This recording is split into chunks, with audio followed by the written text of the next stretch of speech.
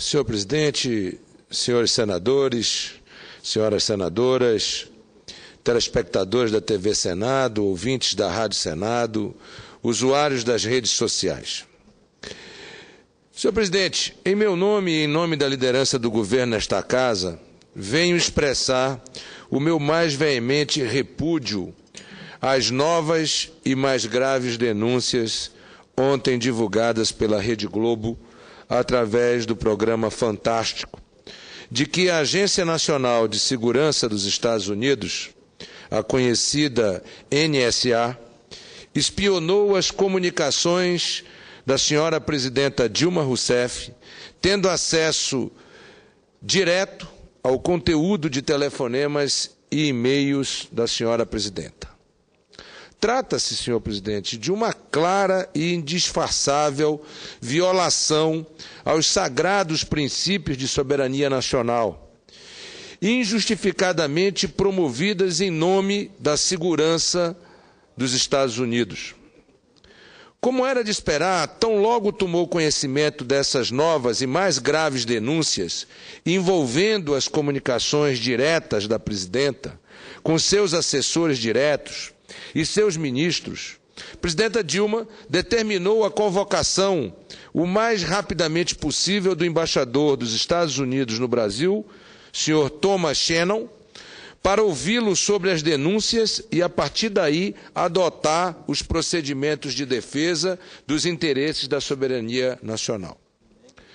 Como é do conhecimento público, as primeiras denúncias sobre esta espionagem da agência do governo americano ao Brasil e em mais de 150 países foram feitas no mês de maio, quando o diário inglês The Guardian publicou, senadora Ana Amélia, sua primeira reportagem sobre o esquema de espionagem internacional de comunicações eletrônicas promovidas pelos Estados Unidos, a partir de informações fornecidas pelo ex-consultor da referida agência, senhor Edward Snowden, atualmente exilado na Rússia.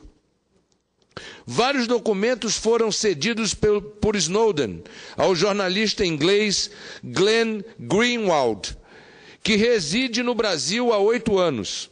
Greenwald confirmou, inclusive, em audiência aqui no Senado, em agosto último, que Brasília faz parte de uma rede de 16 bases de espionagem operadas pelos serviços de inteligência dos Estados Unidos, que vasculharam, nos últimos anos, milhares de telefonemas e e-mails de autoridades do governo brasileiro. Sabemos agora que a presidenta Dilma está entre essas autoridades. Diante desses fatos, o ministro da Justiça, ministro José Eduardo Cardoso, à frente de uma delegação de técnicos brasileiros, esteve nos Estados Unidos com o vice-presidente americano John Biden, a quem pediu explicações sobre a existência e as razões da espionagem eletrônica praticada contra cidadãos brasileiros. O ministro propôs ao vice-presidente Biden que se estudasse um acordo multilateral para estabelecer regras sobre procedimentos na interceptação de dados. A proposta foi prontamente recusada pela autoridade americana, que foi enfática ao informar ao ministro que os Estados Unidos não aceitarão firmar um acordo nesses termos com nenhum país do mundo, inclusive as nações amigas. Ora, senhor presidente, em que pese reconheçamos a importância estratégica de nossas relações com os Estados Unidos, a reação do vice-presidente Biden, além de, na prática, confirmar a existência de espionagem, deixou evidente a intransigência de seu governo e a sua insistência em nome da segurança nacional dos Estados Unidos de violar os princípios de soberania das nações escritas na Carta das Nações Unidas, assinada também pelos norte-americanos. Diante dessa demonstração de autoritarismo e de intolerância, Só nos resta, no plano interno, adotar providências capazes de garantir a segurança do tráfego das informações em nosso território e, no plano externo, recorrer a organizações das Nações Unidas e outras instituições multilaterais ligadas à estruturação das relações internacionais para que elas atuem com urgência, firmeza e determinação na busca de mecanismos que garantam a plena soberania dos países membros, diante desse claro atentado à sua soberania, numa questão crucial que é a informação. A atitude abusiva do governo americano, através de sua agência de segurança, foge completamente ao padrão de confiança esperado de uma parceira estratégica, como a que tradicionalmente o Brasil desenvolve uma parceria estratégica e a mantém com os Estados Unidos. Os detalhes revelados pela reportagem do programa Fantástico deixam evidente que não há, da parte dos Estados Unidos, nenhum compromisso com essa parceria. Em documento datado de junho do ano passado, a NSA explica com grande precisão de detalhes e desenhos como espiona os telefonemas, e-mails e mensagens de celulares da presidenta Dilma Rousseff e de seu colega mexicano Enrique Peña Nieto. O objetivo revelado pela agência americana é, segundo o documento divulgado por Snowden e Greenhalgh, aumentar o entendimento dos métodos de comunicação da presidenta Dilma Rousseff e de seus principais assessores. E a agência ainda se gaba de que foi possível aplicar essas técnicas com sucesso contra alvos importantes. Outro documento intitulado Identificando Desafios para o Futuro, repassado a Greenhalgh por Snowden, lista um conjunto de países que merecem observação, entre eles o Brasil, junto com a indagação se eles são amigos, inimigos ou problemas. Por fim, um terceiro documento revela que a NSA mantém uma equipe responsável por monitorar questões comerciais em 13 países da Europa e em parceiros estratégicos, entre eles o Brasil. Fica claro aqui, senhor presidente, que a questão não se resume a uma pretensa defesa de segurança interna nos Estados Unidos. Assim, uma clara intenção de monitorar nosso comércio com evidentes fins de concorrência predatória.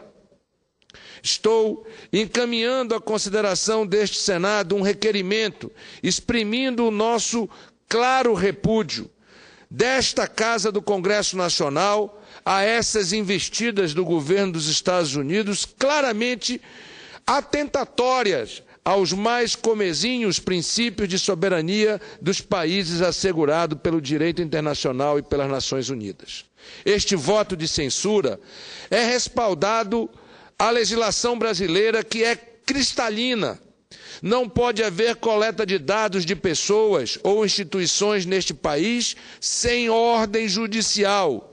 Repito, ao se recusarem a participar de um acordo multilateral que submeta essa coleta de dados a uma ordem judicial, os Estados Unidos sinalizaram, com absoluto autoritarismo, que continuarão suas práticas condenáveis. Cabe-nos reagir acionando as Nações Unidas e as demais instituições multilaterais, com o fim de restabelecer os sagrados princípios do direito internacional e da soberania das nações.